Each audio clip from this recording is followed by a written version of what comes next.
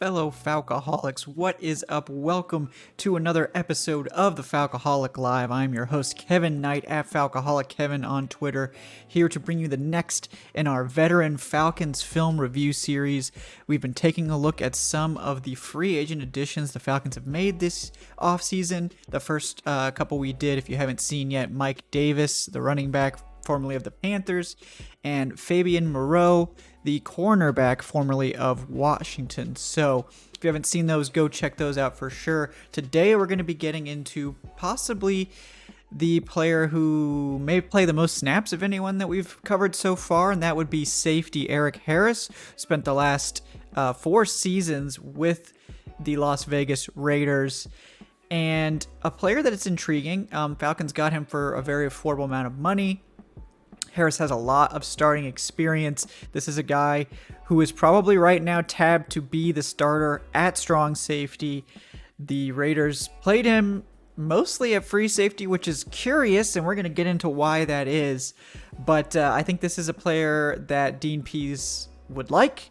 He's played a lot of different positions in the secondary, is comfortable rotating and moving and doing a lot of different things.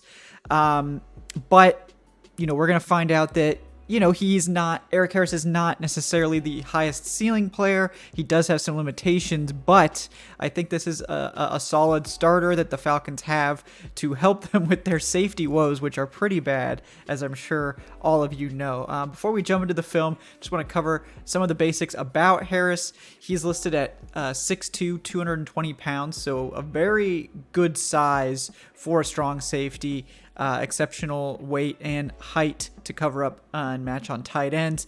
In 2020, he played in 14 games, started 12 for the Raiders, with 61 total tackles, 5 passes defensed, 1 tackle for loss, and a forced fumble. His PFF grade actually was the lowest of his career last year in 2020. It was a 57.0, which is a slightly below average starter, but that was a little bit of an outlier for him. He's generally been at least a solid starter in every other season in the NFL, including a 66.7 in 2019 and a 73 in 2018, which is, of course, a very good starter. So Harris certainly has some upside, and I think he's going to play better in Atlanta if the Falcons can play him in a more advantageous role than he was being kind of forced into in Las Vegas. But we're going to get to that. Let's jump right in to the tape to take a closer look at new Falcons safety Erik Harris.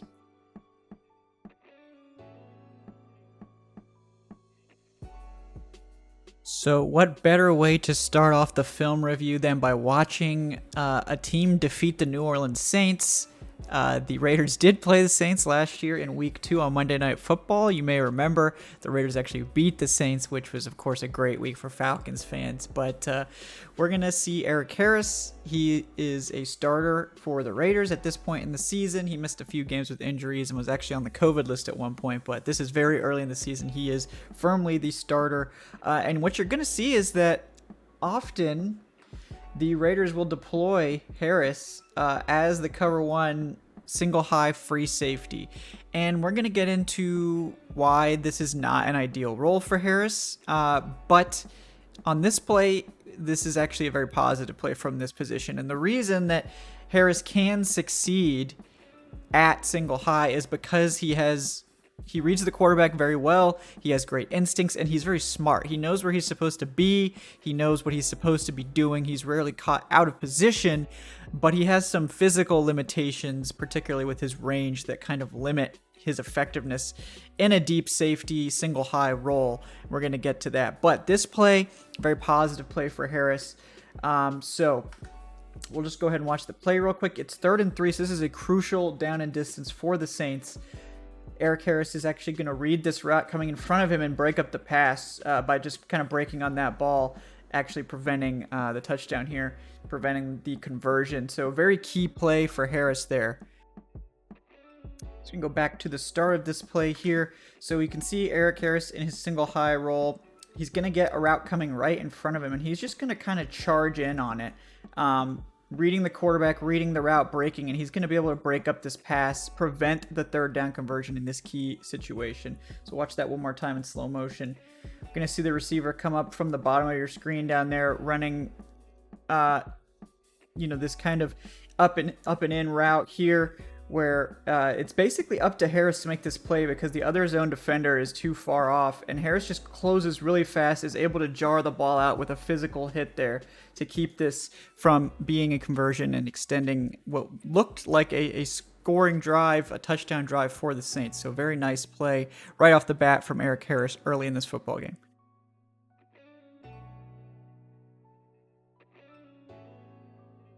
So this next play, we're going to be taking a look at maybe why Erik Harris isn't best suited to play this deep cover one role. I could see why the Raiders put him there. There's a variety of reasons. For one, they have basically two guys that they really like at strong safety with Abram. And Harris is just really smart. So he's not really going to be out of position generally, but he just isn't able to make a lot of plus plays from deep because of his range. And his range and explosiveness are not tremendous. And it's going to limit his ability to impact plays when he is in that deep safety role because he just can't cover the ground fast enough to really make a huge impact on plays. So this is actually going to be a very good play design from the Saints. We're going to see them kind of flood this middle area of the field.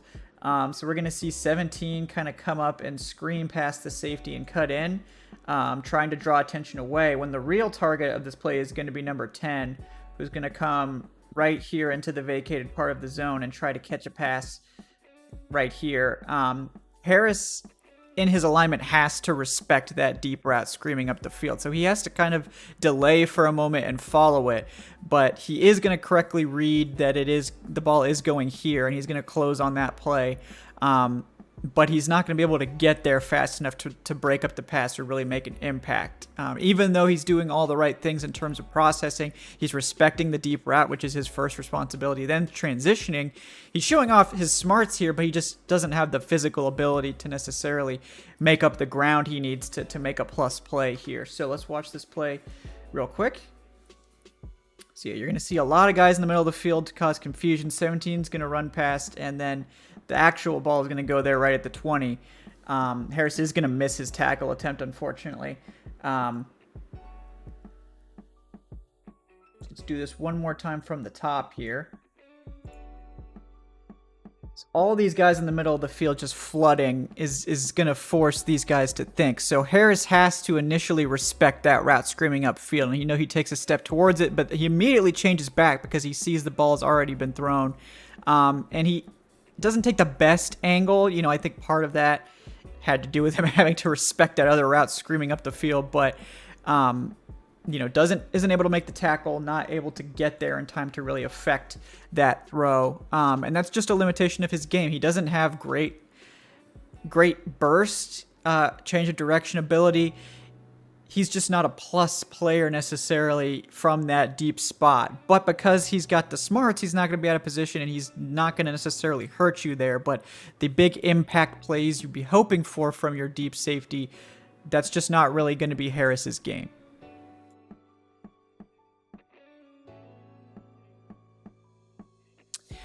All right, next play we're going to take a look at here for Harris is a run support play. Again, Vegas has him lined up, pretty far off here in the back.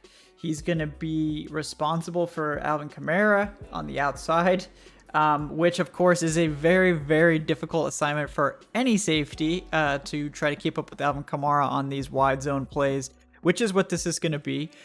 This is actually an illegal formation on the part of the Saints, so if you can spot why, you get a gold star. But yes, so we're going to see basically Alvin Kamara take the play and just kind of, do his wide zone thing here. And Harris is going to have to read the play immediately and try to shut this down. And, to his credit, he almost does. It's not the best angle from Harris, but he's matched up against a far superior athlete. And he does almost get there. It is an illegal formation from the Saints, which you can't discount. Obviously, this play didn't actually go through. But we'll watch how he tries to match up on Kamara here and see that while it wasn't a successful play, it was not terrible either. So there's Kamara on this wide play, and yeah, he's not quite able to get there. It's just a lot of ground for him to cover, to sift through all this traffic and try to get and keep up with Alvin Kamara here. It's just going to be really difficult. He gets a little bit pushed off his spot, which probably affects the angle a little bit here, and he's just a little bit off with that tackle attempt. But he read the play well. He did everything process-wise that he needed to do up until the final part of that play. And this is just an example that Harris is not an elite athlete. He is definitely not going to be a negative in that way. I would say he's a solid athlete, probably about league average, but elite athletes like Alvin Kamara on those stretch, those wide zone sort of plays, they can be challenges for him. So, if he's a little bit closer to the line of scrimmage, he probably makes that play. So I do think he's going to be more comfortable there and probably be used more in that role in Atlanta, but just something to point out about his game.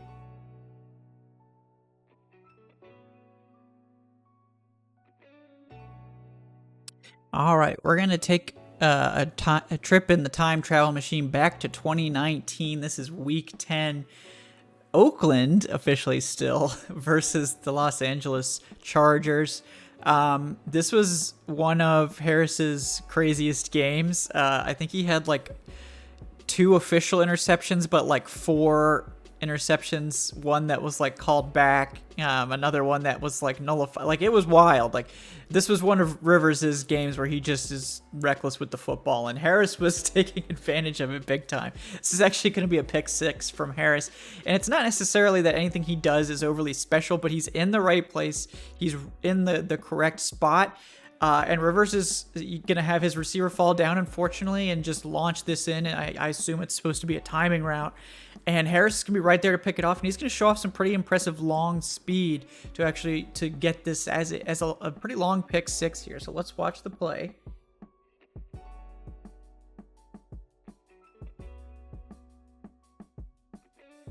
Erik Harris at the top of your screen up there in this kind of split zone cover 2 look. So he's going to see just kind of be in the proper position for this coverage and just rip off a really nice long run here, just outrun the entire offense for that pick 6. I mean, it just a nice play. I mean, again, nothing about this play is like super high athletic ceiling or elite processing, but Harris is just going to be in the right place at the right time. He's going to have the receiver just fall down, unfortunately for the receiver, and pick this one off. And you're not going to get a lot more of an easier pick than that. Rivers just doesn't see him. And there you go. 6 points. So that is one plus about Harris. If he gets a chance to get the ball, he's going to catch it. Like, he has great hands. And as you can see, he has pretty good long speed, so he can be a threat to break off these long picks. So if there's mistakes made in his vicinity, he is going to be able to capitalize because he knows where he needs to be, and he's got good hands.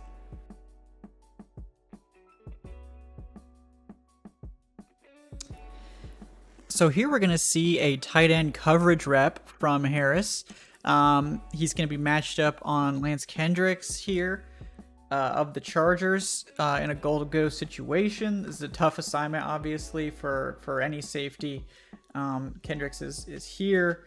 Harris is here. And it's just going to be a good heads-up play by him that probably should have been another interception. He just barely doesn't come down with the ball. But we're going to see Kendricks come out here, come over, and Harris is going to play the route pretty much perfectly, actually get underneath Kendricks here to try to take the ball away, and he's just not quite able to come down with it at the catch point, but an excellent play. So let's watch this.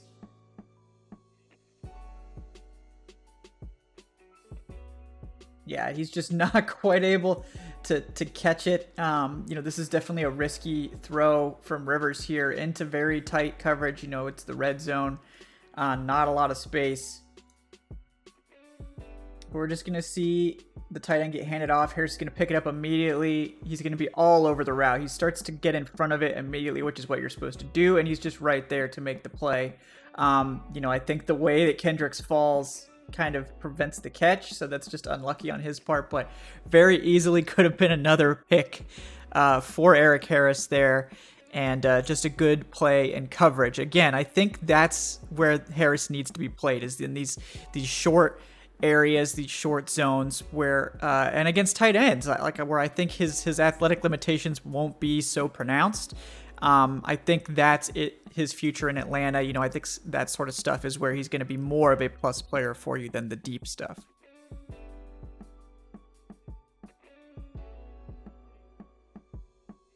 All right, for our final couple of plays, we're going to go back to the 2020 season. This is week 4, Las Vegas versus Buffalo, who, as you guys know, ended up being one of the best teams in the AFC during the last season. Very difficult offense to match up with for a variety of reasons.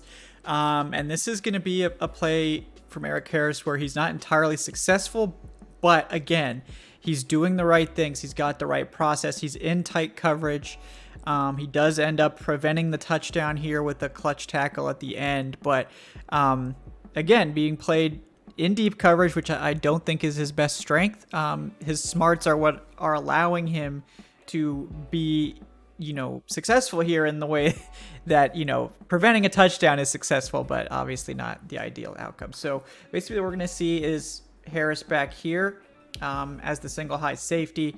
And what we're going to see is John Brown, who, in case you guys don't know, very, very fast, is going to come up and just start screaming back here by the goal line. And the corner's going to have decent coverage on him, but he's going to get left behind, and Harris is going to have to be the one to try to get in front of this play and prevent it from happening. So he's going to follow Brown, and he's not going to quite be able to prevent the catch, but he is right there, and he's going to tackle Brown before he's able to get into the end zone and keep Buffalo off the scoreboard for now. So let's go ahead and watch this play. So we got some motion there. And then we're going to see Brown just immediately start screaming up here. And, the ball is not placed perfectly. Brown has to come back a little bit. If it's thrown in the end zone, maybe Brown is able to catch it. Maybe Harris actually has, a better chance of stopping it. But we'll just see that, so the corner is getting beat like here. Harris has to try to make up this ground and try to make an impact on this route. And he is right there with Brown. As you can see, Brown has to come back a little bit to this ball. Harris is right there to make the tackle, right there in coverage. It is ruled a catch, but it is also ruled short of the goal line. So Harris does, prevent the touchdown here. Again, a deep safety with better athleticism probably is in a better position on this ball. I think Harris did as well as you could expect. And he did prevent the touchdown. So that's ultimately always your goal as the deep safety, is if all else fails, prevent the touchdown. And he does that here. Don't think it's his best role, but I do like how much he hustled here, how he was in the right position in terms of his coverage. Even if the result wasn't exactly what you'd want, he did the right things. And I think that having that reliable presence on the back end, I hope it's more closer to the line of scrimmage for the Falcons, but even if he has to play deep for sometimes, he's not going to be a guy that makes a ton of mistakes. He just might not be a guy that gets you a bunch of plus plays either.